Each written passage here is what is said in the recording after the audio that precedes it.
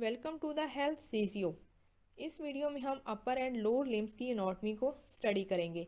मगर इससे पहले वाली अगर आपने बोन्स की 2 वीडियोस नहीं देखी तो उनको पहले लाजमी देख लें ताकि आपको इस टॉपिक को समझने में आसानी हो। तो सबसे पहले हम डिस्कस करते हैं anatomy of the upper limb. Upper limb को हम 3 हिस्सों में तकसीम करते हैं, arm, four arm and hand. ये तीनों पार्ट्स आपको तस्वीर में भी बिल्कुल नुमाया जो है वो नज़र आ रहे हैं। ऊपर देखें तो आपको ह्यूमरस यानी कि बाजू की हड्डी नज़र आ रही हैं। उसके बाद नीचे चलते हैं तो हमें अपने बाजुओं की 2 हड्डियां भी क्लियर नज़र आ रही हैं, रेडियस और अल्ना। और उसके बाद हाथ की हड्डियां आ जाती हैं, कॉर्पल्स, मेटाकार्पल्स और फ्रेंजिस। आज की इस वीडियो के अंदर हम एक्चुअली में इन्हीं अपर लिम्स यानी कि बाजुओं की तमाम हड्डियां और इन के साथ जुड़ी हुई यानी कि जो आर्म है वो किसके साथ जुड़ी हुई है, क्लेविकल के साथ, स्कैपुला के साथ। तो इन हड्डियों को जो है वो आज के इस वीडियो के अंदर हम डिटेल में डिस्कस करेंगे। Now we start the first part that is the arm यानी कि बाजू। स्लाइड को भी रीड करेंगे और साथ ही हम इसको समझने की भी पूरी कोशिश करेंगे।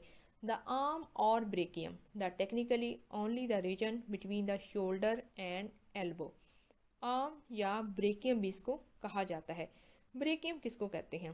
ब्रेकियम कहते हैं कंधे से पीछे की तरफ, या यूं कह लें कि हुमरस का जो ऊपर वाला हिस्सा होता है उसको हम कहते हैं ब्रेकियम। आर्म जो है वो एक्चुअली में कंधे से लेकर कोहनी तक के हिस्से को कहा जाता है। अब मेरे ख्याल में ये पॉइंट क्लियर हो गया कि आपका जो कंधा है वहाँ से लेके जो कोहनी तक का पॉइंट है इसको हमने नाम दिया है आर्म का। It consist of a single long bone called the humerus bone. बाजू के इस ऊपर वाले हिस्से में सिर्फ एक ही हड्डी मौजूद होती है जिसको हम ह्यूमरस कहते हैं, और वो हड्डी आपको डायग्राम के अंदर साथ में लगी हुई पिक्चर के अंदर बिल्कुल क्लियर नज़र आ रही है कि इंसान के कंधे के साथ जुड़ी हुई सिर्फ एक ही हड्डी होती है जिसको हम ह्यूमरस कहते हैं। The humerus is the longest bone in the upper extremity. Humerus bone जो है वो जो ऊपर वाले हिस्से की सबसे बड़ी, लंबी और मजबूत हड्डी होती है। जैसा कि हमने पिछली स्लाइड में पढ़ा है, आर्म यानी बाजू के अंदर एक लंबी हड्डी मौजूद होती है जिसको ह्यूमरस कहा जाता है। इस स्लाइड के अंदर हम ह्यूमरस के एनाटॉमिकल स्ट्रक्चर, एनाटॉमिकल पोजीशन और कुछ उसकी डिटेल जानने की कोशिश करेंगे। सबसे पहले देख लेते हैं कि ह्यूमरस का करेक्टली पोजीशन क्या होती है और इसकी एनाटॉमिकल स्ट्रक्चर क्या होता है। अगर आप साथ में तस्वीर को गौर से देखें, ऊपर से अगर हम इसका स्टार्ट लें तो आपको एक गेंद की तरह, एक बॉल की तरह एक स्ट्रक्चर नज़र आएगा। इसको हम कहते हैं हेड ऑफ द ह्यूमरस यानी कि ह्यूमरस का सर। उसके बाद सर पे भी आपको जो है वो एक ब्लैक कलर की लाइन नज़र आ रही है। उस लाइन के साथ आपको बाद में एक और लाइन नज़र आ रही है। इन दोनों लाइंस के दरमियान में जितना भी एरिया है इसको असल में नेक यानी कि ह्यूमरस की गर्दन कहा जाता है। जो ऊपर वाली सर के बिल्कुल करीब तक जो लाइन है इसको हम कहते हैं एनाटॉमिकल नेक, और जो दूसरी लाइन है उसको कहा जाता है सर्जिकल नेक। अगर तो आप इस तरह में याद करना चाहें तो ये भी बहुत अच्छी बात है, और अगर आप सिर्फ नेक का नाम देना चाहें तो कोई भी पॉइंट को अगर आप इन एरिया के दरमियान में आइडेंटिफाई करके नेक का नाम दे दें तो भी आपकी पोजीशन करेक्ट समझी जाएगी। अब ये जो नेक है इसके ऊपर 2 उभार होते हैं। ये जो 2 उभार हैं एक साइज़ में बड़ा होता है और एक साइज़ में छोटा होता है। जो बड़ा उभार है उसको कहा जाता है ग्रेटर टुबरकल, और जो छोटा उभार है उसको कहा जाता है लेसर टुबरकल। इन दोनों टुबरकल्स के दरमियान में जो है वो आपको एक खाई सी बनती हुई नज़र आती है। इसको कहा जाता है इंटर टुबरकुलर सल्सस। इसके बाद जैसे ही हम नीचे चलते हैं, जो ग्रेटर टुबरकल है उसकी जो पोजीशन है वो जैसे ही नीचे आती जाती है वो उतनी ही तेज़ धार जो है वो होती चली जाती है। इसको हम कहते हैं क्रेस्ट ऑफ द ग्रेटर टुबरकल। और जैसे ही वो जो दूसरी साइड है लेसर टुबरकल वाली, जैसे ही वो भी नीचे आती है वो भी छुरी की तरह बिल्कुल तेज़ धार हो जाती है। उसको कहा जाता है crest of the lesser tubercle. मेरे ख्याल में अब ये ऊपर वाला जितना भी ह्यूमरस का पार्ट है वो इजीली आपको क्लियर हो गया है। अब जैसे ही हम नीचे की तरफ बढ़ते हैं ह्यूमरस की पोजीशन देखते हुए, तो आपको जो है वो दरमियान में मिड पॉइंट पे एक उभार जो है वो नज़र आएगा। इसको कहते हैं डेल्टॉइड टुबरसिटी। इसको क्या कहा जाता है? डेल्टॉइड टुबरसिटी। अब ये जो है वो बिल्कुल मिड ऑफ द पॉइंट है आपकी ह्यूमरस का। अब हम चलते हैं नीचे वाली पोजीशन की तरफ जो कि इसका निचला पार्ट है। उस निचले पार्ट को अगर आप गौर से देखें तो भी आपको जो है वो दो कंडाइल इसके अंदर जो है वो नज़र आएंगे। एक जो है वो बाहर की तरफ और एक जो है वो आपको अंदर की तरफ जो है वो नज़र आएगा। जो बाहर की तरफ होगा इसको हम कहेंगे लेटरल सुप्राकॉन्डिलर रिज, और जो अंदर की तरफ होगा उसको कहा जाएगा मीडियल सुप्राकॉन्डिलर रिज।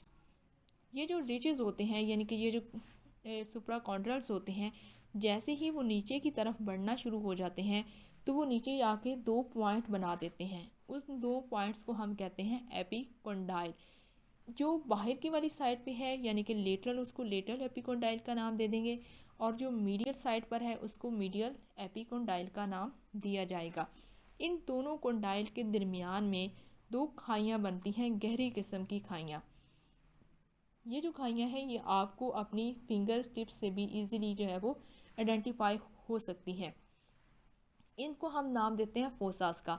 इसको कहा जाता है रेडियल फोसा, यानी कि यहाँ पे आकर जो है वो रेडियस की बोन अटैच होती है, जबकि जो दूसरी वाली साइड है वो उसके साथ कोई भी चीज़ आके अटैच नहीं होती। उसका मकसद जो है वो कुछ और होता है, वो आगे जाके हम स्लाइड्स में देखेंगे। उसको कहा जाता है कोरोनाइड फोसा।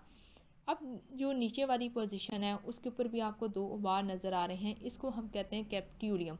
ये जो कैप्ट्यूरियम होता है इसके ऊपर एक्चुअली में कार्टिलेज चीज़ की कवर होती है। अब मेरे ख्याल में आपको यहाँ पे ह्यूमरस का स्ट्रक्चर बिल्कुल क्लियर जो है वो पता चल गया है। इसमें अब याद रखने वाले आपके कौन कौन से पॉइंट हैं जो कि आपके वाइवा के लिए और आपके जो है वो ह्यूमरस के टॉपिक के लिए ज़्यादा ज़रूरी हैं। वो सबसे पहला पॉइंट है आपका हेड ऑफ द ह्यूमरस, जो कि बॉल की शक्ल में है। दूसरा पॉइंट है आपकी नेक, यानी कि ह्यूमरस की कौन सी नेक होती है वो आपको बिल्कुल पता होना चाहिए कि कौन सी नेक है। फिर उसके ऊपर जो है वो नेक के ऊपर जो है दो कौन से उभार होते हैं, उनको हम ग्रेटर और लेसर टुबरकल का नाम देते हैं। और मिड पॉइंट ह्यूमरस का कौन सा होता है उसको हम कहते हैं डेल्टॉइड टुबर्सिटी।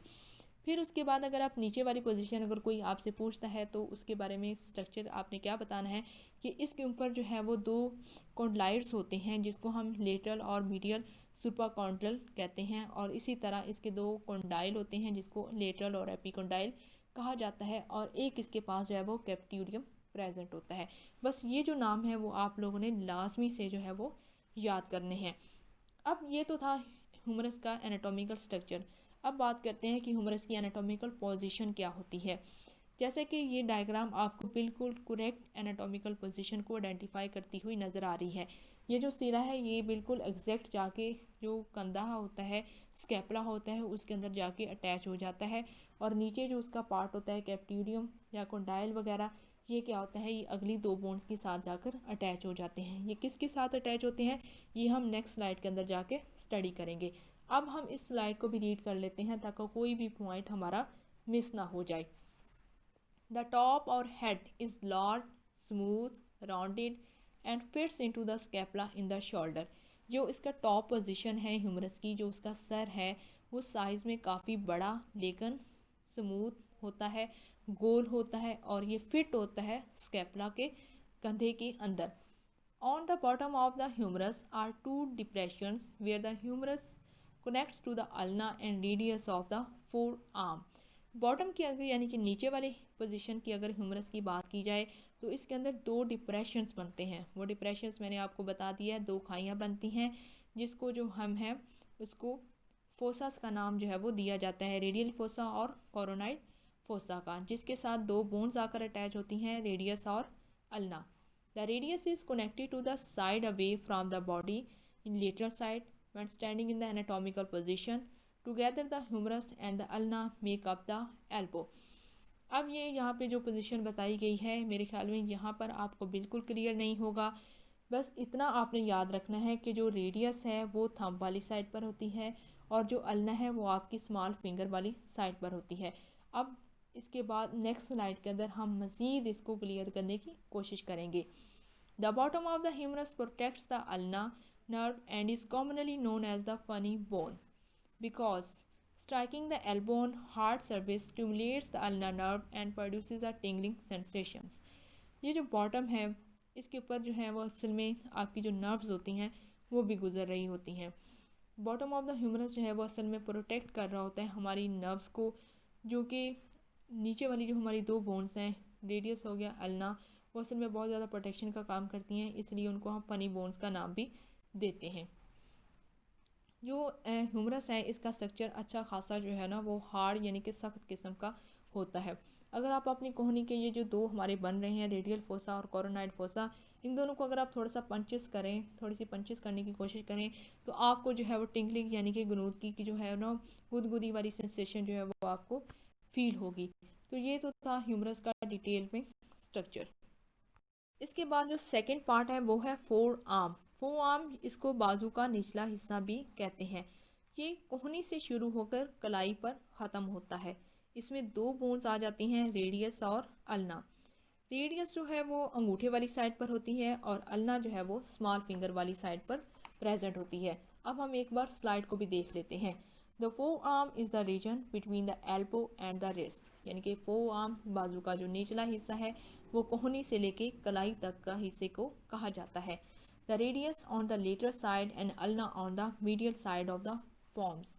ठीक है, जो रेडियस है वो आपकी बाहर वाली साइड पे है और अल्ना जो है वो मीडियल वाली साइड पे है।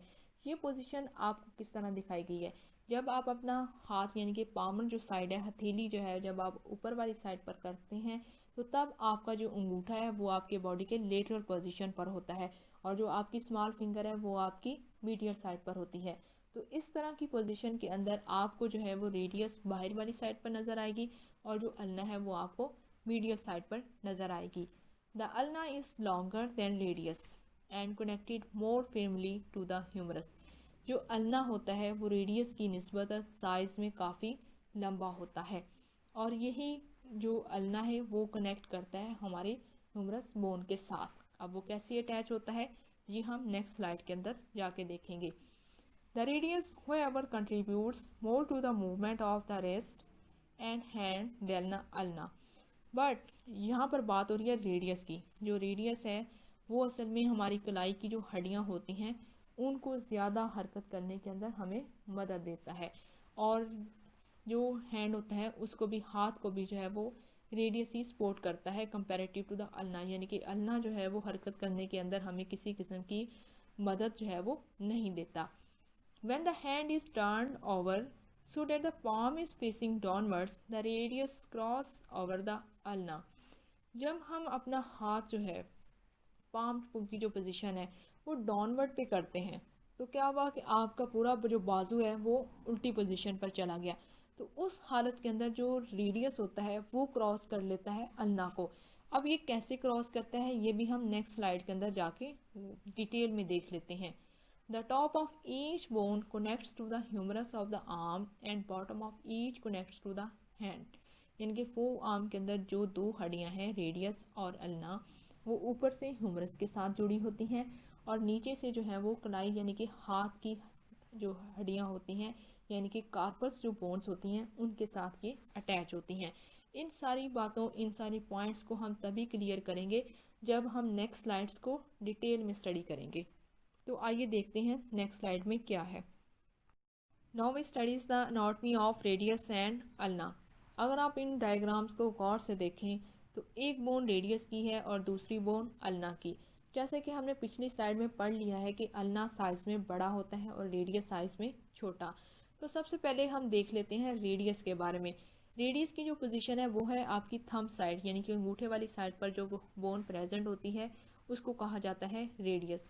रेडियस की भी सेम वैसा ही स्ट्रक्चर है जैसा ह्यूमरस का स्ट्रक्चर होता है, यानी कि सबसे ऊपर जो है वो आपको हेड, सर देखने को मिलेगा, फिर उसके बाद उसकी नेक आ जाती है और उसकी तरह ही इसके अंदर भी एक उभार प्रेजेंट होता है जिसको हम ट्यूबर्सिटी का नाम देते हैं। और जैसे ही हम नीचे वाली पोजीशन पे देखें तो वहाँ पे हमें एक प्रोसेस नज़र आएगा जिसको हम स्टाइलाइट प्रोसेस कहते हैं। अब देखते हैं अल्ना की पोजीशन, यानी कि अल्ना का स्ट्रक्चर क्या होता है। पोजीशन तो मेरे ख्याल में आपको जो है वो क्लियरली आइडेंटिफाई हो रही होगी कि इनको हमने पकड़ना कैसे है। अगर इसको आप गौर से ऊपर से देखें तो आपको चार जो है वो खाइयाँ नज़र आ रही हैं। जो ऊपर वाली हैं उसको हम कहते हैं ओलिक्रेनॉन्स और इन ओलिक्रेनॉन्स यानी कि जो दो उसकी पोजीशंस हैं, ठीक है, उसके दरमियान में एक जो है वो नोच आपको नज़र आ रही है जिसको ट्रोकुलर नोच का नाम दिया गया है और उसका जो दूसरा सिरा है उसको कहा जाता है कोरोनाइड प्रोसेस। ठीक है, अब चलते हैं उसके नीचे वाली पोजीशन के ऊपर, उसको भी क्लियर है, उसके ऊपर भी एक प्रोसेस आपको नज़र आ रहा है जिसको हम कहते हैं स्टाइलाइट प्रोसेस। अब ये जो दो बोन्स हैं रेडियस और अल्ना, इन दोनों को आपस में कौन सी चीज़ अटैच करती है, या यूँ कह लें कि इन दोनों बोन्स के दरमियान में क्या चीज़ प्रेजेंट है जो इनको आपस में अटैच करने पे मजबूर करती है, और वो है इंटरओसियस मेम्ब्रेन। इस इंटरओसियस मेम्ब्रेन के ऊपर जो है वो मसल्स की तह होती है जो कि इन दोनों बोन्स को अपनी पोजीशन पर रखे हुए होती है। Now we study the third part of the upper limb, that is a hand, यानी कि हाथ। हाथ के अंदर टोटल 27 बोन्स होती हैं। हाथ कहाँ से स्टार्ट होता है, जहाँ पर हमारी रेडियस और अल्ना ख़त्म होती है, उसके बाद कलाई की हड्डियाँ शुरू हो जाती हैं। कलाई की हड्डियों से लेके यानी कि रिस्ट से लेके आपकी नेल तक का जितना भी पार्ट है, इसको हम हाथ का नाम देते हैं। हाथ की 27 हड्डियों को असल में हम 3 हिस्सों के अंदर तकसीम करते हैं। सबसे पहले कहा जाता है रिस्ट और कार्पस, ठीक है, जो कि टोटल 8 हड्डियाँ होती हैं, और ये तस्वीर के अंदर आपको पर्पल यानी जामुन कलर के अंदर नज़र आ रही है। दूसरी बोन्स है पाम्स और मेटाकार्पल्स, जो कि तादाद के अंदर 5 मौजूद होती हैं, यानी कि 5 उंगलियां हैं तो 5 ही आपकी मेटाकार्पल्स प्रेजेंट होती हैं। ये आपको येलो येलो कलर के अंदर, ब्राउन और येलो कलर के अंदर आपको नज़र आ रही हैं। 5 उंगलियां हैं तो 5 ही आपकी मेटाकार्पल्स हैं। थर्ड जो उसका पार्ट है वो है फिंगर्स और फ्लैंजेस, जो कि तादाद में 14 होती हैं। ये आपको तस्वीर के अंदर सब्ज रंग में, नीले रंग में और गुलाबी रंग में, यानी कि 3 रंग के अंदर जो है वो आपको नज़र आ रही हैं। कार्पल्स और रिस्ट बोन्स, हम पहले ये इनके नाम देख लेते हैं कि कौन कौन सी बोन्स होती हैं। तो wrist or carpals bones are scaphoid, lunate, triquetral, pisiform, trapezium, trapezoid, capitate and hamate. इनको कहा जाता है रिस्ट और कार्पस बोन्स। अब यहाँ पर हम हाथ की एनाटॉमी को डिटेल में स्टडी करने की कोशिश करेंगे। बाजुओं की अगर हम बात करें तो ऊपर वाले हिस्से पर जो है वो ह्यूमरस है, और उसके बाद 2 बोन्स आ जाती हैं, रेडियस और अल्ना। यहाँ पर आपको रेडियस और अल्ना दोनों बोन्स बिल्कुल क्लियर नज़र आ रही हैं। रेडियस जो है वो आपकी अंगूठे वाली साइड पर है, अल्ना जो है वो आपके स्मॉल फिंगर यानी कि छोटी फिंगर वाली साइड पर आपको क्लियर नज़र आ रही है। इन दोनों बोन्स के बाद जो अगली हड्डी आती है उसको हम कहते हैं स्केफाइड। स्केफाइड के साथ ही आपको एक छोटी सी बोन और नज़र आ रही है जिसको कहा गया है ल्यूनिड। इन दोनों बोन्स के ऊपर जो बोन्स पड़ी हुई है वो है कैपिटेट। अब हम चलते हैं अल्ना वाली साइड पर कि वहाँ पर कौन कौन सी बोन्स पड़ी हुई हैं। हैमिट है और ट्राइक्यूट्रल है, जबकि रेडियस वाली साइड पर बोन्स पड़ी हुई हैं ट्रेपजाइट, ट्रेपीजियम और कैपिटेट वगैरह। ये तो थी हमारी कार्पस बोन्स। उसके बाद आ जाती हैं हाथ की 5 हड्डियाँ यानी कि मेटाकार्पल्स। 5 फिंगर्स हैं, यानी 5 फिंगर्स हैं तो 5 फिंगर्स के अंदर 5 ही आपकी मेटाकार्पल्स प्रेजेंट होती हैं। ये 5 ही हड्डियाँ मौजूद होती हैं।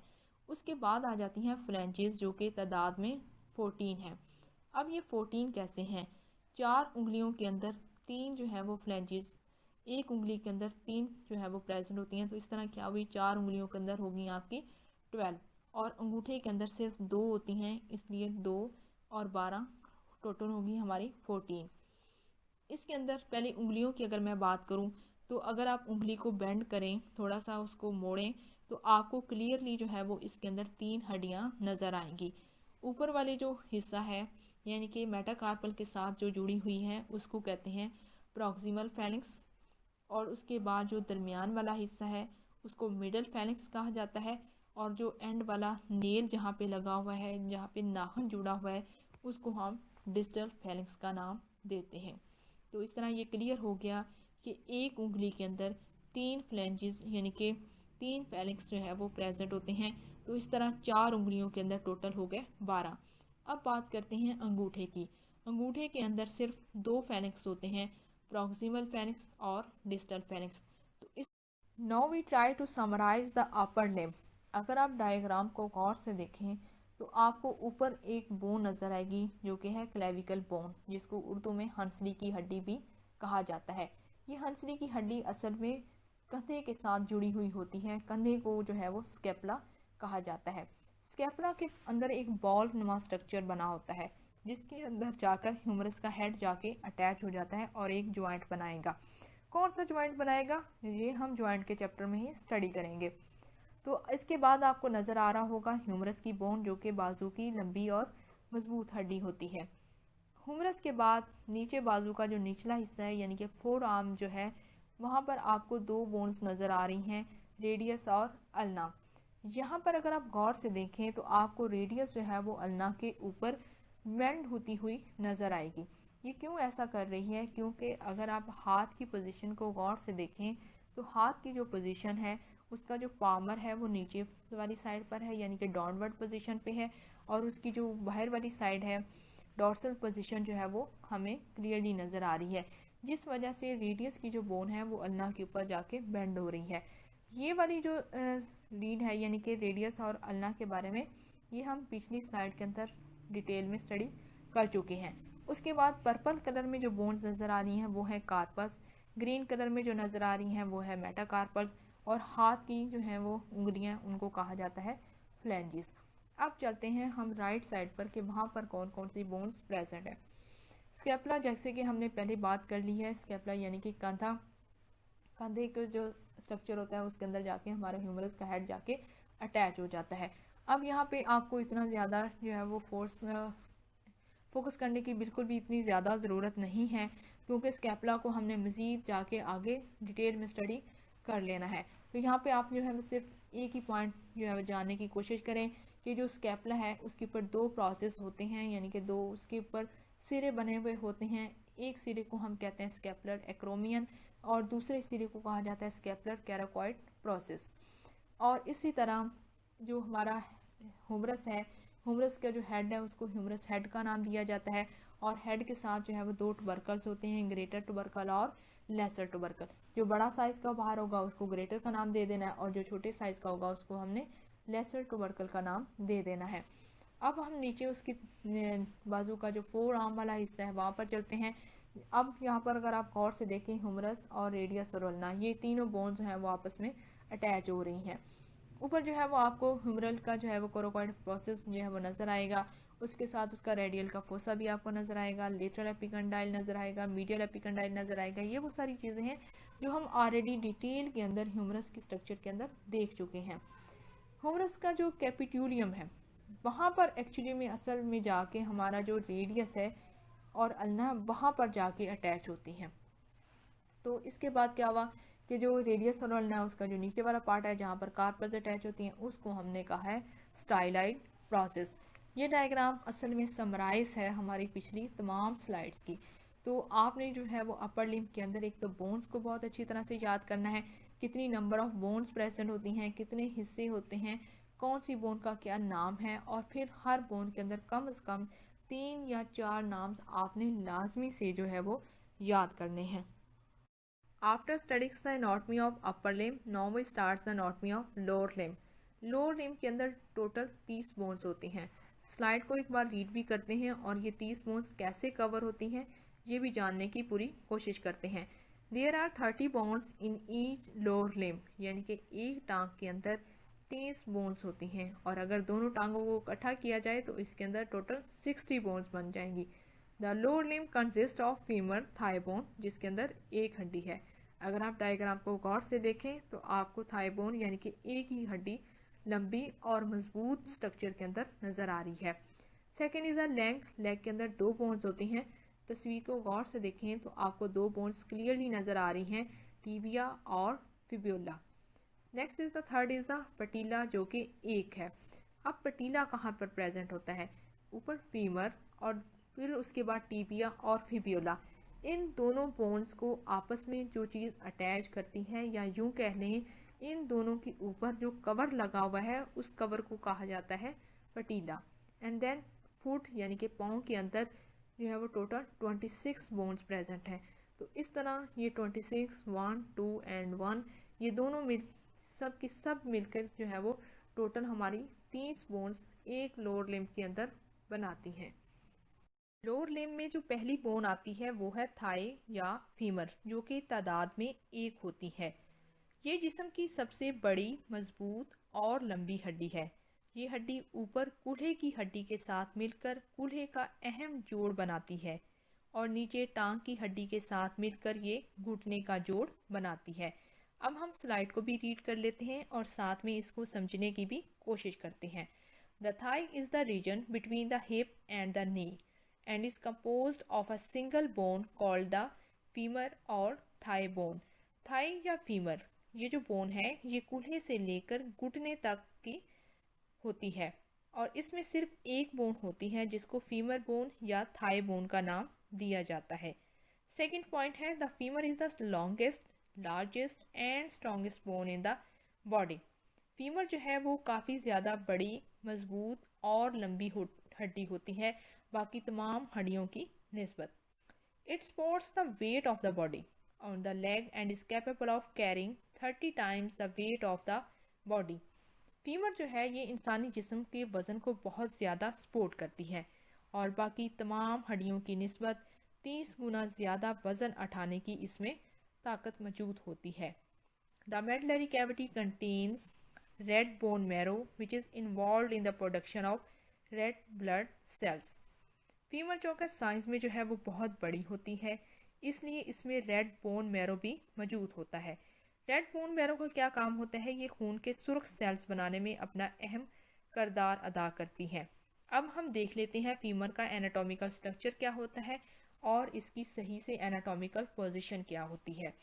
अगर आप साथ में तस्वीर को गौर से देखें तो आपको रेड कलर के अंदर यहाँ पर भी एक बॉल की तरह, एक गेंद की तरह का एक स्ट्रक्चर नज़र आएगा जिसको थाई या फीमर का हेड कहा जाता है। बिल्कुल उसी ही तरह जैसे ह्यूमरस का हेड था, इसी तरह फीमर के ऊपर भी एक बॉल नुमा स्ट्रक्चर होता है जिसको हम हेड का नाम देते हैं। लेकिन इन दोनों में फ़र्क क्या होता है, यानी कि ह्यूमरस और फीमर के अंदर क्या फ़र्क होता है। यहाँ पर सबसे नुमाया फ़र्क आपको गर्दन के अंदर देखने में मिलेगा। वहाँ पर जो ह्यूमरस है उसकी नेक जो साइड होती है वो ज़्यादा क्लियर नहीं होती, जबकि थाई और फीमर के अंदर आपको क्लियरली इसके अंदर नेक जो है वो नज़र आ रही है। यानी कि फीमर की जो गर्दन है जो येलो कलर के अंदर दिखाई गई है वो आपको बिल्कुल नुमाया और क्लियर नज़र आ रही है। इसके बाद आ जाता है इसके ऊपर ग्रेटर ट्रोचेंटर्स। ग्रेटर ट्रोचेंटर्स क्या होता है, ये उसके ऊपर एक स्मूथ किस्म की एक सरफेस बनी होती है, एक उभार होता है और वो उभार जो है वो ऊपर से स्ट्रेट होता है जिसको हम ग्रेटर ट्रोचेंटर का नाम देते हैं। ये दो तरह से होते हैं, एक ऊपर वाली साइड पर और एक नीचे वाली साइड पर। जो साइज़ में बड़ा होगा उसको ग्रेटर ट्रोचेंटर का नाम दे देंगे और जो साइज़ में छोटा होगा उसको लेसर ट्रोचेंटर का नाम दिया जाएगा। अब ये जो दोनों ट्रोचेंटर्स हैं इनके दरमियान में एक जो है वो सुई की तरह बारीक और तेज़ धार एक लाइन बनती है जिसको ट्रोचेंट्रिक क्रेस्ट का नाम दिया जाता है, जो कि इन दोनों को आपस में जोड़ती है और हमें ये क्लियर करती है कि ये दोनों पॉइंट्स जो हैं वो ट्रोचेंटर्स के पॉइंट हैं। अब यहाँ पे ग्रेटर ट्रोचेंटर जो है वो एक लाइन बनाता है, यानी कि एक तेज़ धार किस्म की उभरी हुई सतह बनाता है। उस सतह को ग्लूटियल ट्यूबर्सिटी का नाम दिया जाता है, जबकि दूसरी साइड पे जो लेसर ट्रोचेंटर है उस लाइन पर एक लाइन जो है वो हमें नज़र आती है जिसको पेक्टिनियल लाइन का नाम दिया जाता है। जहाँ पर ये दोनों लाइंस आकर, ये दोनों पॉइंट्स जहाँ पर आकर ख़त्म होते हैं उसको लीनिया एस्पीरा का नाम दिया जाता है। ये था फीमर का ऊपर वाला हिस्सा, यानी कि ऊपर वाला जो इसकी एनाटॉमिकल स्ट्रक्चर है। अब अगर हम इसके नीचे वाले एनाटॉमिकल स्ट्रक्चर को गौर से देखें तो इसके अंदर भी हमें ह्यूमरस के बोन की तरह ही दो कंडाइल जो है वो नज़र आ रहे हैं। जो बाहर वाली साइड पर होगा उसको लेटरल कंडाइल का नाम दिया जाएगा और जो अंदर वाली साइड पर होगा उसको मीडियल कंडाइल का नाम दिया जाएगा, जो कि यहाँ पर आपको ब्राउन कलर के अंदर नुमाया नज़र आ रही हैं। इन दोनों के दरमियान में जो चीज़ मौजूद होती है उसको कहा जाता है इंटरकॉर्डलर फोसा। अब ज़रा इसके ऊपर चलें तो आपको एपिकंडाइल भी नज़र आएंगे जो कि सब्ज़ कलर के अंदर दिखाए गए हैं। ग्रीन कलर के अंदर आपको दोनों कंडाइल एपिकंडाइल जो है वो नज़र आ रहे हैं। जो बाहर वाली साइड पर होगा उसको लेटरल एपिकंडाइल का नाम दिया जाएगा और जो अंदर वाली साइड पे होगा यानी कि उसका बॉडी की तरफ रुझान होगा उसको हम मीडियल एपिकंडाइल का नाम देंगे। अब बात करते हैं कि इतने ज़्यादा नेम्स में से आपने कितने नेम्स को मस्ट जो है वो याद करना है। वो सबसे पहला पॉइंट है, एक तो हेड। आपको हेड का पता होना चाहिए, बॉल किस तरह का उसका स्ट्रक्चर होता है, ये आपको बिल्कुल क्लियर नज़र आ रहा है। अगर आप ओरिजिनल जो है बोन में देखेंगे तो वहाँ पर भी आपको हेड जो है वो नुमाया नज़र आएगा। उसके बाद आपको नेक का पता होना चाहिए और दूसरा ट्रोचेंटर का पता होना चाहिए। ट्रोचेंटर जो बड़ा होगा उसको आपने ग्रेटर का नाम दे देना है, और ग्रेटर हमेशा ऊपर वाली साइड पर होगा, और जो नीचे वाली साइड पे होगा उसको आपने लेसर ट्रोचेंटर का नाम देना है। और दूसरी जो मेन चीज़ आपको याद करने वाली है वो है इसके एपिकंडाइल और कंडाइल। कंडाइल आपको इजीली जो है वो बोन के अंदर नज़र आ जाते हैं, जबकि एपिकंडाइल जो है वो उसके थोड़ा सा पीछे और ऊपर की जानब जो चीज़ होती है उसको हम एपिकंडाइल का नाम देते हैं। आपने इस स्लाइड के अंदर बस इतने नाम जो है वो लाजमी से याद करने हैं। लोअर लिम्ब में नेक्स्ट आ जाती है लेग, जिसको टांग का निचला हिस्सा भी कहा जाता है, जो कि घुटने से शुरू होकर टखने पर ख़त्म होता है। इसमें दो बोन्स होती हैं, टिबिया और फिब्यूला। अब हम स्लाइड को भी रीड करते हैं और मज़ीद इसके बारे में जानने की कोशिश करते हैं। The leg is technically only the region from the knee to the ankle. जैसे कि अभी मैंने आपको बताया कि टांग जो है उसका रीजन घुटने से शुरू होकर टखने पर जाकर कंप्लीट होता है। It is formed by the fibula on side away from the body. इसमें अभी मैंने आपको बताया कि इसके अंदर दो बोन होती हैं, टिबिया और फिब्यूला। जो फिब्यूला है वो प्रेजेंट होती है पाँव की छोटी उंगली की तरफ, यानी कि लेटरल पोजीशन उसको हम बोलेंगे। And the tibia also called the shin bone on the nearest to the body मीना मीडियल साइड। और जो टिबिया होती है वो प्रेजेंट होती है थंब साइड, यानी कि अंगूठे वाली साइड पर। इस टिबिया को हम शाइन बोन्स भी कहते हैं, और ये नियरेस्ट होती है मीडियल पॉइंट की तरफ। अब मैं कुछ आपको टिबिया का इंट्रोडक्शन पहले करवा दूं कि टिबिया एक्चुअली में क्या होती है। ये इंसानी जिस्म की दूसरी बड़ी लंबी हड्डी है। टिबिया जो है वो इंसानी ढांचे की दूसरी बहुत बड़ी लंबी हड्डी है। ये पंडली की बड़ी और वाजिया हड्डी है। पंडली में दो हड्डियां होती हैं, ये लंबी और मजबूत हड्डी है, और जिस्म का ज़्यादातर बोझ इसी हड्डी पर होता है। रान की हड्डी के साथ घुटने का जोड़ भी यही हड्डी बनाती है। इसका निचला सिरा टखने का जोड़ बनाने में अहम रोल प्ले करता है। अब हम नेक्स्ट पॉइंट को भी पढ़ लेते हैं कि उसमें टीबिया के बारे में क्या बताया गया है। The tibia connects to the femur to form the knee joint. Tibia जो है वो फीमर के साथ जाके अटैच होती है, जो कि घुटने का जोड़ बनाती है। And with the talus a foot bone to allow the ankle to flex and extend. जबकि उसका जो दूसरा सिरा है वो पाँव की जो टार्सल्स होती हैं उनके साथ अटैच होता है। टेलस क्या है? वो टार्सल्स की एक बोन है, जो कि आगे जाके हम मज़ीद स्टडी करेंगे। ये जो होती है टीबिया होती है वो पाँव को फ्लेक्स करती है और उसका एक्सटेंड करती है उसको, और पाँव की जो है वो हरकत करने में मदद देती है। अब बात कर लेते हैं फिब्यूला क्या होता है। फिब्यूला जो है ये टांग में पंडली की छोटी हड्डी जो बाहर की तरफ होती है, यानी कि पाँव की जो छोटी उंगली है उसकी जानब ये मौजूद होती है, और ये इजलात में छुपी होती है। बोझ बर्दाश्त करने में इसका कोई रोल नहीं है। ये लंबी हड्डी है मगर साइज में टिबिया से छोटी है। घुटने का जोड़ बनाने में इसका कोई ख़ास हिस्सा नहीं है, अलबत्ता इसका निचला सिरा टखने का जोड़ बनाने में भरपूर हिस्सा देता है। लास्ट पॉइंट वो में क्या बता रहा है, the tibia is a larger than the fibula. Tibia जो है वो हमें क्लियर हो गया है कि फिब्यूला की निस्बत साइज़ में लंबी है और बड़ी है, because it bears most of the weight while the fibula serves an area for the muscles attachment. जो फिब्यूला है वो वज़न बर्दाश्त नहीं करती, और जो फिब्यूला है वो सिर्फ़ और सिर्फ मसल्स यानी कि इज़लात को अटैच करने में अपना रोल प्ले करती है। अब इस स्लाइड में टिबिया और फिब्यूला के एनाटॉमिकल स्ट्रक्चर को देखने की कोशिश करते हैं। सबसे पहले हम टिबिया का स्ट्रक्चर देखते हैं कि टिबिया का स्ट्रक्चर कैसा होता है। सबसे अगर आप ऊपर वाली साइड पे देखें तो आपको दो पॉइंट नज़र आ रहे हैं। ये जो दोनों पॉइंट हैं यहाँ पर एक्चुअली में फीमर की बोन जो है वो आकर अटैच होती है। इस पार्ट को कहा जाता है इंटरकॉन्डलर एमिनस। इंटरकॉन्डलर एमिनस के बिल्कुल नीचे ही आपको इसके कंडाइल नज़र आ जाएंगे। जो कंडाइल जो है वो ह्यूमन बॉडी के इनसाइड पोजीशन पर होगा, यानी कि मीडियल साइड पर होगा तो उसको मीडियल कंडाइल का नाम दे देना है, और जो फिब्यूला वाली साइड पर होगा यानी कि लेटरल पोजीशन पर होगा उसको लेटरल कोंडाइल का नाम दिया जाएगा। इन दोनों कोंडाइल्स के नीचे जब आते हैं और दरमियान में मिड वाला जो पॉइंट होता है उसको टिबियल टुवर्सिटी का नाम दिया जाता है। क्योंकि ये टिबिया के अंदर मौजूद है तो इसलिए हमने इसका नाम टिबियल टुवर्सिटी रख दिया है। उसके बाद जो नेक्स्ट पॉइंट आ जाता है वो आ जाता है एंटीरियर बॉर्डर। अगर ये जो इंटीरियर बॉर्डर है, अगर आप ह्यूमन पर्सन की अगर जो टांग है उसके ऊपर भी हाथ रख के देखा जाए मसल्स के ऊपर से भी, तो आपको एक ख़ास किस्म का पॉइंट अपनी फिंगर से टच होता हुआ महसूस होगा, जिसको एंटीरियर बॉर्डर का नाम दिया जाता है।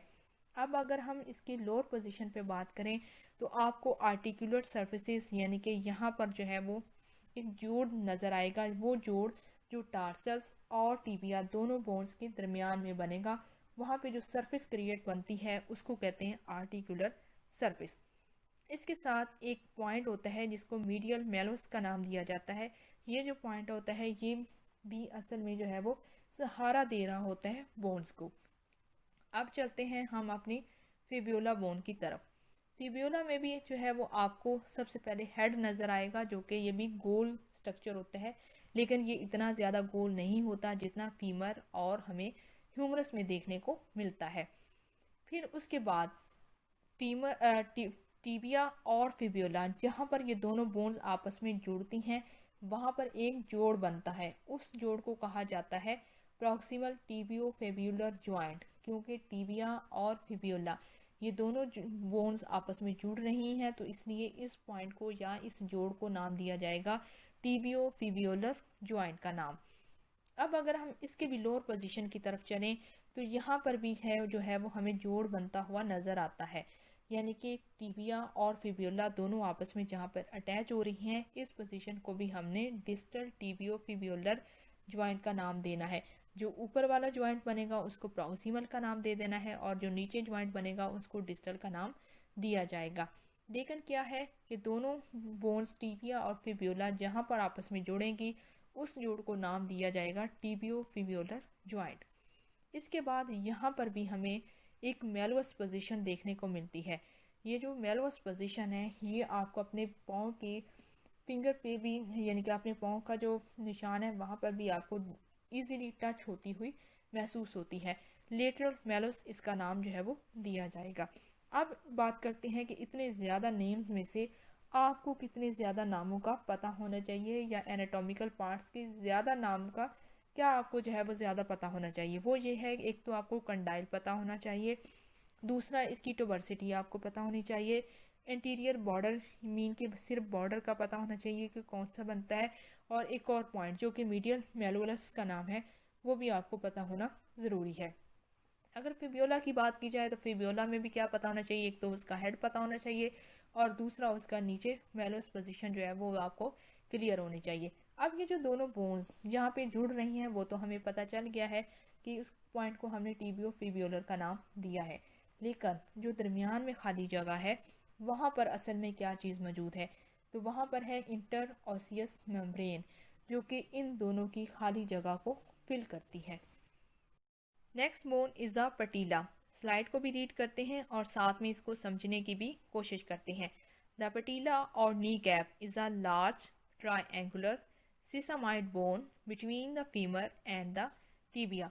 पटीला जो है इसको नी कैप भी कह सकते हैं, यानी घुटने का ढक्कन भी इसको कहा जा सकता है। इसकी शेप कैसी होती है, इसकी शेप बिल्कुल त्रिकोणीय शक्ल होती है, जिस यानी कि ट्राइएंगुलर शेप या त्रिकोणीय शक्ल। ये बोन्स की कौन सी किस्म में आती है, ये सिसामाइड बोन की किस्म में आता है। और ये कहाँ पर मौजूद होता है, ये टिबिया और फीमर दोनों बोन्स के ऊपर मौजूद होता है, यानी उन दोनों बोन्स के दरमियान में कह लें उनको, या फिर आप यूँ कह लें कि उन बोन्स के ऊपर ये हमें नज़र आता है। जैसे कि आपको तस्वीर में रेड कलर के अंदर बिल्कुल ये क्लियरली नज़र आ रहा है कि ऊपर वाली जो बोन है वो फीमर है और नीचे जो है वो टिबिया है। तो इन दोनों के ऊपर जो है वो रेड कलर का जो आपको पॉइंट नज़र आ रहा है वो पॉइंट है patella. It is formed in response to the strain in the tendons that forms the knee. ये असल में जो है वो टेंडन्स जो होते हैं वो तनाव पैदा करते हैं, जिससे फीमर और टिबिया दोनों के अंदर खचाव पैदा होता है और यूँ ये घुटने की शक्ल जो है वो इख्तियार कर लेते हैं। The patella protects the knee joint and strengthens the tendons that form the knee. ठीक है, पटीला जो होता है वो असल में घुटने का जो जोड़ होता है उसकी हिफाजत करता है। और उसकी हिफाजत कैसे करता है, ये जो टेंडन्स होते हैं ये असल में खिंचाव पैदा करते हैं, जिसकी वजह से पटीला जो है वो अपनी जगह पर मौजूद होता है और किसी भी किस्म की जो फ्रिक्शन जो है वो पैदा नहीं होती। The bones of the lower extremities are the heaviest, largest and strongest bones in the body because they must bear the entire weight of the body when a person is standing in the upright position। जब इंसान बिल्कुल सीधी हालत के अंदर खड़ा होता है, जैसे कि तस्वीर में भी आपको नज़र आ रहा है कि इंसान अपने पाँव कर बिल्कुल बराबर खड़ा है, तो इस हालत के अंदर इंसान जो है उसका जो बॉडी है उसका सारे का सारा वज़न उसकी टांगों पर होता है, यानी कि फीमर पर, और उसके बाद टीबिया पर। सबसे ज़्यादा जो है वो इन्हीं बोन्स के ऊपर वज़न होता है। और ये जो बोन्स होती हैं, फीमर हो गई या टीबिया हो गई, ये सबसे ज़्यादा बॉडी की मजबूत, लंबी और भारी जो बोन्स होती हैं वो होती हैं, और इन्हीं के ऊपर बॉडी का सारा वज़न होता है। इस दौरान में ये जो पटीला है ये असल में फ्रिक्शन पैदा नहीं होने देता इन दोनों बोन्स के दरमियान में, और ये एक जॉइंट बना देता है कि इन दोनों के दरमियान में किसी भी किस्म का कोई फ्रिक्शन वगैरह ना हो। तो इस पॉइंट को कहा जाता है patella. Now we see the anatomy of patella. अगर आप तस्वीर को गौर से देखें तो ऊपर जो बोन है वो है फीमर, और जो नीचे आपको दिखाई गई है वो है टीबिया, और फिब्यूला का साथ में भी स्ट्रक्चर नज़र आ रहा है, लेकिन यहाँ पर जो है वो एरो के साथ उसको मेंशन नहीं किया गया, क्योंकि यहाँ पर जो है वो पटीला के साथ उसका कोई ख़ास लिंक नहीं होता। अगर आप ऊपर फीमर को, बोन को अगर गौर से देखें तो फीमर के ऊपर आपको दो तरह के मसल्स नज़र आ रहे हैं। ये जो रेड कलर में शो करवाए गए हैं ये होते हैं मसल्स का कलर। मसल्स को जो ऊपर फ्रंट साइड पे हमें नज़र आएंगे वो होंगे क्वाड्रिसेप्स, जो कि टांग के बिल्कुल ऊपर वाक़या होते हैं सामने तरफ, उनको क्वाड्रिसेप्स कहते हैं। और जो साइडों पर मसल्स होते हैं उनको कहा जाता है हैमस्ट्रिंग्स। अब जो है वो पटीला कहाँ पर पड़ा हुआ है, वो फीमर और टीबिया दोनों के दरमियान में मौजूद है।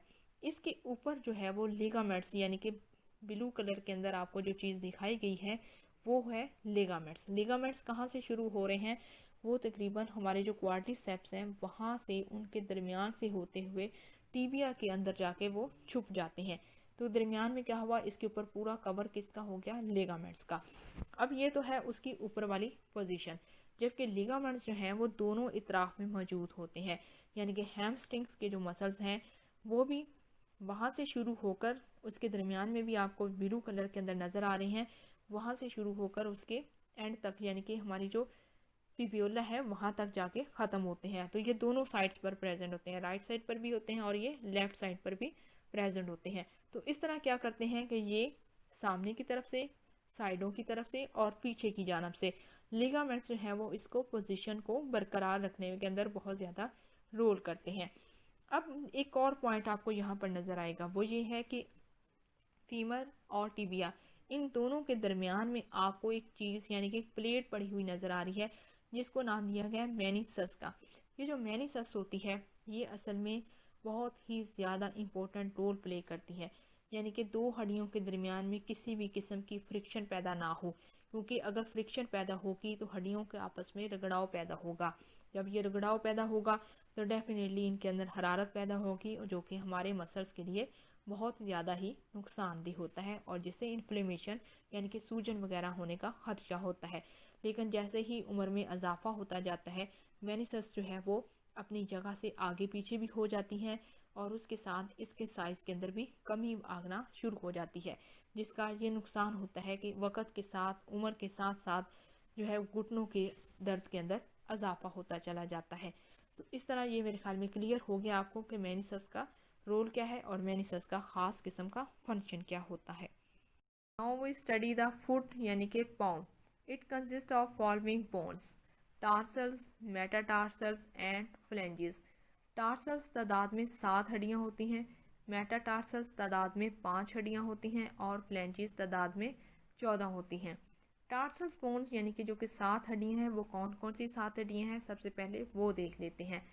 कैलकेनियम्स जो कि तादाद में 1 होती है, नेविक्यूलर जो कि तादाद में 1 है, क्यूबाइट भी तादाद में 1 है, टेलस भी तादाद में एक है, यानी कि कैल्केनियम्स, नेविक्यूलर, क्यूबाइड एंड टेलस, ये चारों बोन्स तादाद में एक एक हैं।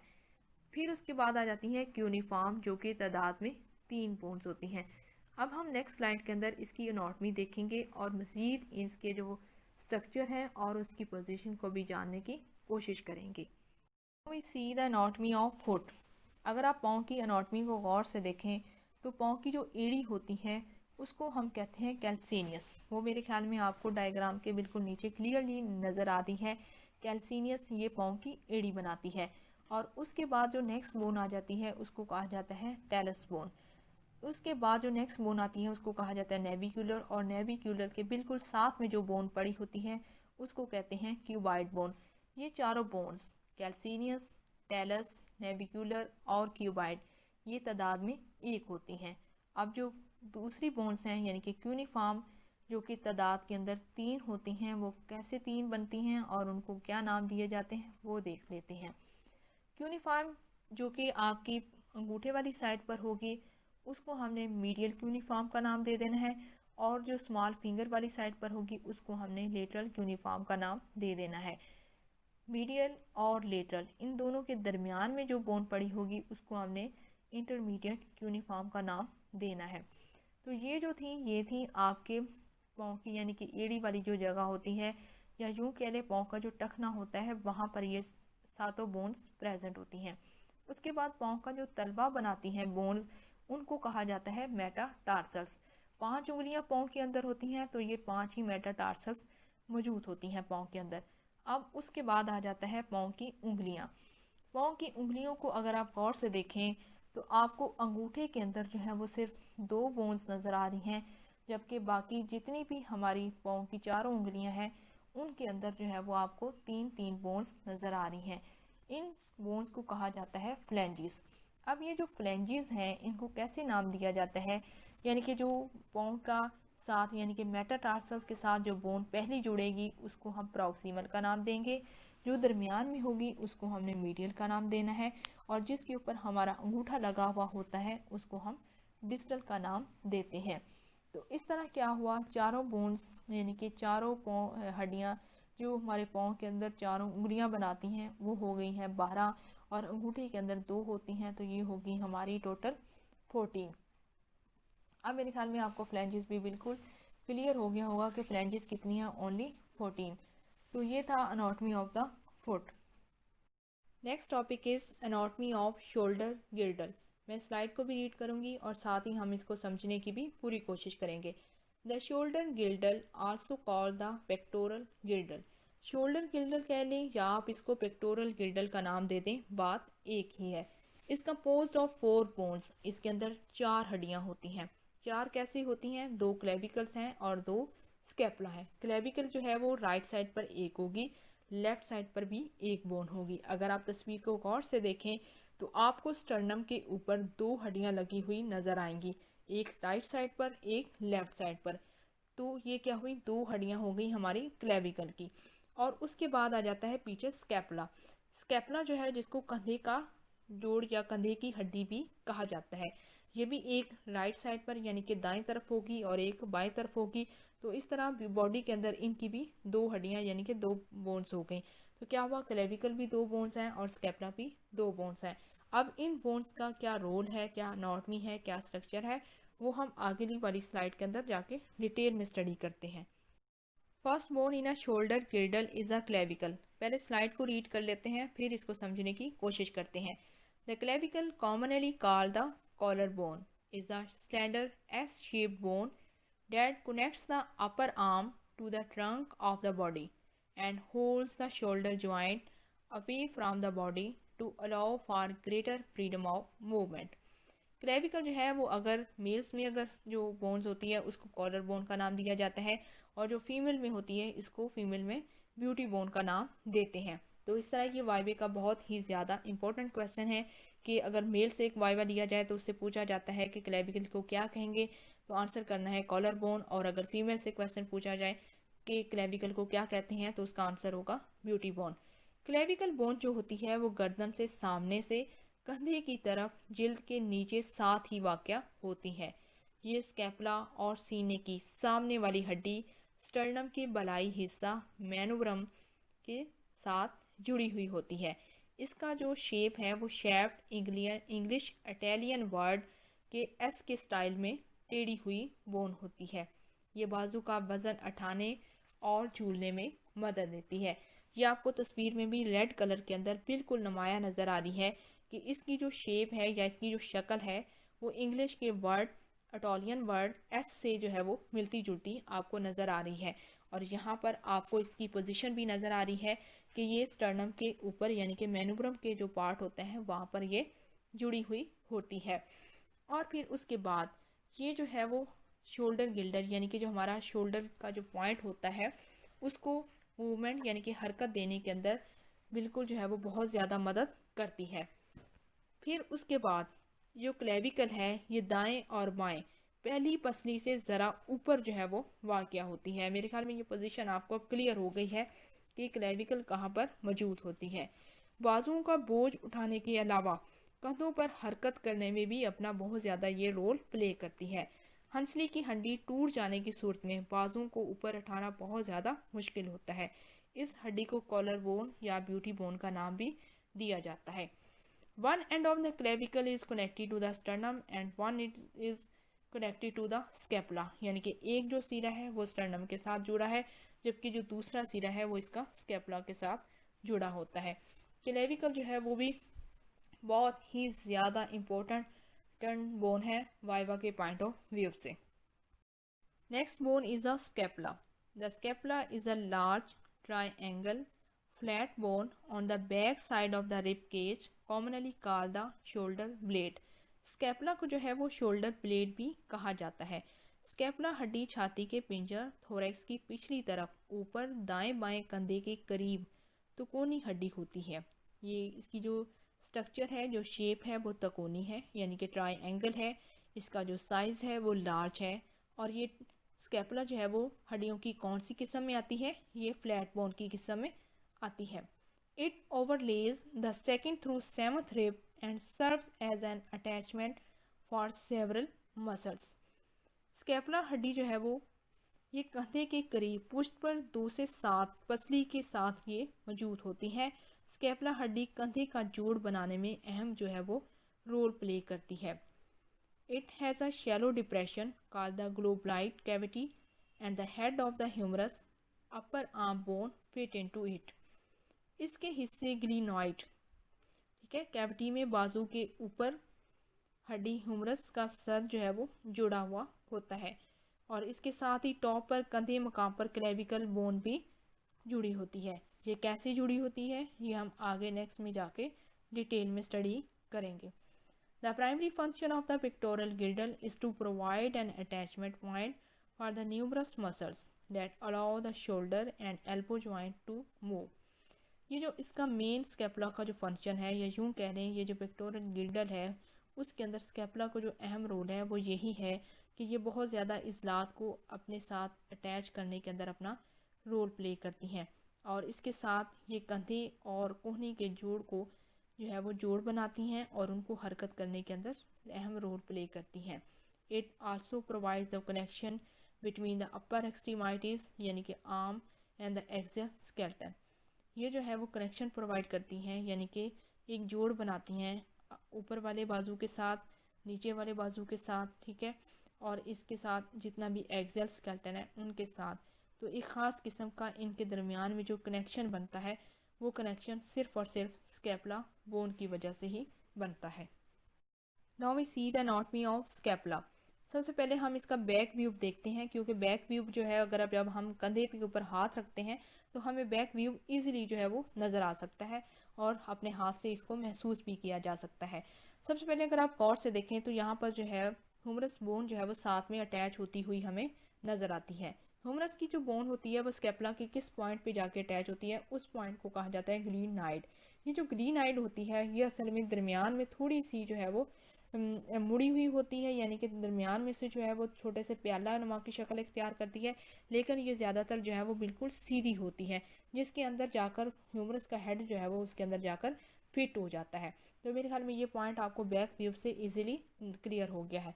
अब चलते हैं इसका फ्रंट व्यू, यानी कि जो सामने की तरफ से जो चीज़ हमें नज़र आती है, ये चूँकि हमें इजीली क्लियरली जो है वो आइडेंटिफाई नहीं हो सकती, क्योंकि इसके ऊपर हमारा जो है वो रिब केज बना हुआ होता है और ये रिब केज के अंदर छुपी हुई होती है। अगर आप देखें ह्यूमरस को, तो ह्यूमरस के अंदर आपको जो है ट्यूबरसिटी यहाँ पे क्लियर नज़र आ रही है। एक ग्रेटर ट्यूबरसिटी दिखाई गई है और दूसरी लेसर ट्यूबरसिटी। फिर उसके बाद ग्रीनाइड कैविटी आपको नज़र आएगी, जिसके साथ आकर ह्यूमरस का हेड जो है वो अटैच हो जाता है और उसके ऊपर जो है वो आपको हंसली की हड्डी यानी कि क्लेविकल बोन भी नज़र आ रही है। अब गौर से देखिए कि क्लेविकल बोन का एक सिरा जो है वो स्केपुला के साथ जुड़ा हुआ है। वो स्केपुला के कौन से हिस्से के साथ जुड़ा है, उस हिस्से को कहा जाता है एक्रोमियन। ठीक है, एक्रोमियन जो है वो स्केपुला का पार्ट होता है जिसके साथ वो क्लेविकल जुड़ी हुई होती है। तो यहाँ पर आपको किस पॉइंट को ज़्यादा जो है वो याद रखने की ज़रूरत है, वो ये है कि जो एक तो ह्यूमरस जो होती है बोन, ठीक है, उसका जो हेड है वो किस पॉइंट के साथ जाके जुड़ता है, ये आपको पता होना चाहिए जहाँ कहाँ जुड़ता है, आके ग्रीनाइड कैविटी के साथ। ठीक है, और दूसरा जो आपको पता होना चाहिए कि क्लेविकल की बोन स्केपुला के किस पॉइंट के साथ जाकर जुड़ती है, तो वो भी पता होना चाहिए कि क्रोमियन पार्ट के साथ। और ह्यूमरस के स्ट्रक्चर के अंदर ट्यूबरसिटी कहाँ पर हमें देखने को मिलती है, तो उसकी जहाँ पर जो है नेक ख़त्म होती है और नेक के साथ ही दो जो है वो हमें उभार नज़र आते हैं, उन दोनों में से जो बड़ा उभार होगा उसको ग्रेटर ट्यूबरसिटी का नाम दिया जाएगा और जो छोटा होगा उसको लेसर ट्यूबरसिटी का नाम दिया जाएगा। Next topic is the anatomy of pelvic गिर्डल। It is also called a hip bone. Pelvic गिर्डल को आम जबान में कूल्हा कहते हैं। ये टांगों, लोअर एक्सट्रीमाइटीज़ और जिस्मानी धड़ ट्रंक के दरमियान कनेक्शन होता है। कूल्हा दो इतराफ की हड्डियों जैसे कि बेनाम हड्डी हो गई इनहुमाइनेट बोन्स और रीढ़ के स्तून के आखिरी मोहरों की हड्डियों सैक्रम और कोकस के बाहमी जुड़ने से बनता है। It consist of two coxal hip bones. इसके अंदर दो खास किस्म की कॉक्सल बोन्स जो है वो मौजूद होती हैं। This coxal bone is also called ओसा बोन, यानी कि अगर आप इसको कॉक्सल बोन का नाम भी दे सकते हैं और इसको आप ओसा बोन का नाम भी दे सकते हैं। In childhood this coxal bone is divided into the three parts. बच्चों के अंदर इन कॉक्सल बोन को तीन हिस्सों के अंदर तकसीम किया जाता है। वो कौन से तीन हिस्से हैं? Ilium, ischium and pubic bones. अब इन तीनों पार्ट्स को हम तस्वीर के अंदर जो है वो ढूंढने की कोशिश करते हैं और समझने की भी कोशिश करते हैं। सबसे पहला पॉइंट है आइडियम। आइडियम को अगर आप तस्वीर में गौर से देखें तो आपको ऊपर वाला जो पॉइंट है वो नज़र आ रहा है आइडियम। ये जो आइडियम वाला पॉइंट है वो आप ह्यूमन बॉडी को टच करके भी ईजीली आइडेंटिफाई कर सकते हैं। इसके बाद आ जाता है आइलियक क्रेस्ट। आइलियक क्रेस्ट करते हैं कोनों को, यानी कि जो उसके नोकदार कोने होते हैं उनको कहा जाता है क्रेस्ट। जहाँ पर आइलियक क्रेस्ट ख़त्म होता है या यूँ कह लें कि कर्व बनता है, उस पॉइंट को कहा जाता है आइलियक स्पाइन। उसके बाद जो नेक्स्ट पॉइंट आ जाता है वो आता है एस्ट्राब्यूलम का। एस्ट्राब्यूलम का जो पॉइंट होता है वो अंदर की तरफ धंसा हुआ होता है और उसके बाद दोनों साइडों पर ये दो बोन्स बनती हैं जिनको आइस्कियम का नाम दिया जाता है। आइस्कियम जो है वो आपको सीधी जो है वो नज़र आ रही है, लेकिन जैसे ही वो मुड़ती है और मुड़ने के बाद अंदर की तरफ चलती है तो उसको नाम दिया जाता है प्यूबिस या यूँ कह लें प्यूबिक बोन का। एनाटॉमी ऑफ द पेल्विक गिर्डल के अंदर आपको जो है वो कॉक्सल बोन के तीनों पार्ट्स का लाजमी से पता होना चाहिए। आइलियम जो होता है वो ऊपर वाले पॉइंट को कहा जाता है, आइस्कियम और प्यूबिस जो है वो नीचे वाले पॉइंट को कहा जाता है, लेकिन जो आइस्कियम है वो लेटरल पोजीशन पर होता है यानी कि बाहर वाली साइड पे, और जो प्यूबिस का जो पॉइंट होता है वो दरमियान में वाक़ होता है। पेल्विस के जो ब्रेम होता है, इससे नीचे वाले हिस्से को जो है वो हम ट्रू पेल्विस भी कहते हैं। इसके अंदर दो पेल्विस होते हैं, एक ट्रू कहा जाता है और एक फॉल्स कहा जाता है। इन बातों का भी जो है वो आपको इल्म होना ज़रूरी है। ये जो तीनों हड्डियाँ होती हैं आइलियम, आइस्कियम और प्यूबिस, ये तीनों हड्डियाँ आपस में मजबूती के साथ जो है वो जुड़ी हुई होती हैं और चिपटी हुई होती हैं एक अडल्ट पर्सन के अंदर, जिसे कूल्हे की हड्डी या हिप बोन का नाम हम देते हैं। ये हड्डी रीढ़ की हड्डी और रान की हड्डी के साथ भी जुड़ी हुई होती हैं। कूल्हे की दोनों हड्डियाँ मिलकर जो है वो पेट के निचले हिस्से का ढांचा बनाती हैं, जिनको हम पेल्विस स्ट्रक्चर भी कहते हैं।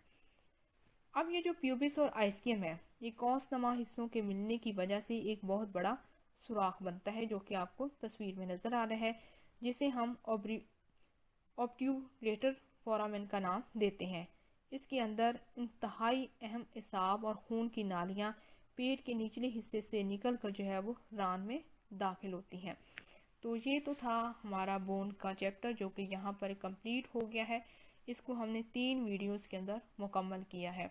अगर कोई भी पॉइंट आपको मिस हो गया है या कोई क्वेश्चन अगर आपने पूछना है तो कमेंट सेक्शन के अंदर आप जो है वो आप क्वेश्चन पूछ सकते हैं। और साथ में हमारा फेसबुक पेज भी इसके साथ अटैच है, उसको भी लाजमी से आपने लाइक करना है। और अगर किसी स्टूडेंट को किसी भी हेल्प की ज़रूरत है तो वो नीचे कमेंट सेक्शन में लिखते या फेसबुक पेज पे डायरेक्टली जो है वो कॉन्टैक्ट करने की कोशिश कर सकता है।